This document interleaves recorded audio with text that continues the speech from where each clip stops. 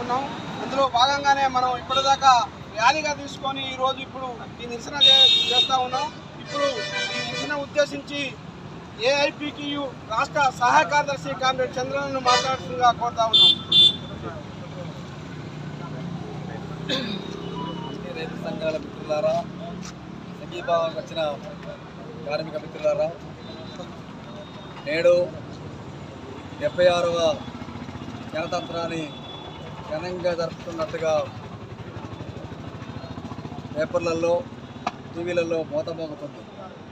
వాస్తవంగా గణతంత్ర దినం నిజమైంది అయితే నేటి వరకు కూడా రైతాంగము ఇంత పెద్ద ఎత్తున ఉద్యమాలు చేయవలసిన నేపథ్యమే ఉండదు.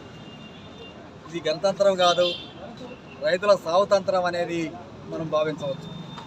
రైతాంగము 3 సంవత్సరాల నుంచి ఆందోళన చేస్తున్నా, ఉద్యమాలు చేస్తున్నా, కేంద్రంలో ఉన్నటువంటి యొక్క బీజేపీ పార్టీ ప్రభుత్వము కనిపించగలగలేదంటే రైతాంగ వ్యతిరేకమైనటువంటి పరిపాలన ఈ గణతంత్రాలు సాగుతున్నాయి అనేది విదితమే. కావున నేటి వరకు ఈ ప్రభుత్వాలు రైతాంగ విధానాలు అమలు చేయకుండా రైతు వ్యతిరేక, కార్మిక వ్యతిరేక విధానాలు చేపట్టడం వల్ల ఈ గత ప్రభుత్వాలకు పట్టిన గతి పుట్టగతులు లేనటువంటి పరిస్థితి ఏర్పడుతుందని చెప్పేసి హెచ్చరిస్తున్నాం. దళేవాల్ అనేటువంటి ఆయన ఇన్ని రోజుల నుంచి చేస్తుంటే కూడా వాళ్ళ ఎటువంటి చర్చలు జరిపి వాస్తవంగా 70 సంవత్సరాలు దాటిన వృద్ధాప్యంలో ఉన్న వ్యక్తిని ఇప్పటికే ప్రభుత్వం చర్చలు జరిపి నిరాదీక్షని విరమణ చేయాలి. ఆయన నేటి వరకు కూడా చర్చలు జరపకుంటున్నారంటే రైతులు చనిపోయినా కానీ మాకు లెక్కలేదు, మా పరిపాలన మేమే చేస్తాం, రైతుల మీద పెట్టిన చట్టాలని అమలు చేస్తాం అనేటువంటి యొక్క ప్రకటనతో తప్ప రైతాంగం సావుల్ని బతికిచ్చే నేపథ్యం లేదనేది మనకి విదితమవుతుంది. కావున ఈ ప్రభుత్వాలు కేవలము కార్పొరేట్ శక్తులకి అనుకూలమైన విధానాలు, వాళ్ళ మెప్పు పొందడానికి చేసే విధానాలు తీసుకొచ్చారు, అలాంటి చట్టాలు తీసుకొచ్చారు. కాబట్టి రైతాంగ పోరాటాలని, రైతాంగం చేస్తున్న నిరాదీక్షల్ని లెక్క చేయకుండా అనేది మనకి కనపడుతుంది. కావున ఈ ప్రభుత్వాల యొక్క దివాళకోరు విధానాలకు వ్యతిరేకంగా తగిన రీతిలో బుద్ధి చెప్పవలసిన పరిస్థితి ఏర్పడుతుంది.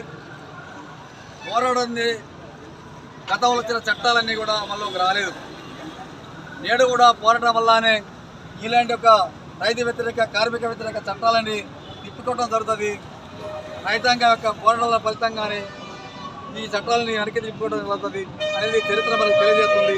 కావున ఈ ప్రభుత్వాలు రకంగా బయటకని కానీ కళ్ళు తిరగకుండా ఇలాంటి బండి వైఖరితోటి రకంగా ప్రభుత్వాలకి కాలగర్భంలో కలిసి గట్టిపడుతుంది అనేది హెచ్చరిస్తున్నాం. కాబట్టి నేటి వరకు కానీ దళేలామా అనే వృత్తాన్ని వృద్ధాపనం ఉన్న సరే ఒక కానీ విరమ చేయాలి. చేయకుండా ఆయనకి ఏమైనా అఘాతం కలుగుతుంటే ప్రభుత్వమే బాధ్యత వహించాలని చెప్పి హెచ్చరిస్తున్నాం.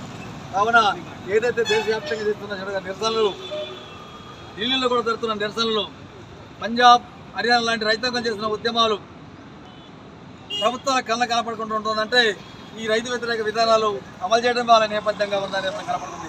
కాబట్టి అందుకనే ఈరోజు 76వ గణతంత్ర దినంగా దేశవ్యాప్తంగా జరిగే ఉద్యమాలను దృష్టిలో పెట్టుకొని కూడా ప్రభుత్వాలు కనిపించగలగాలని చెప్పేసి తెలియజేస్తూ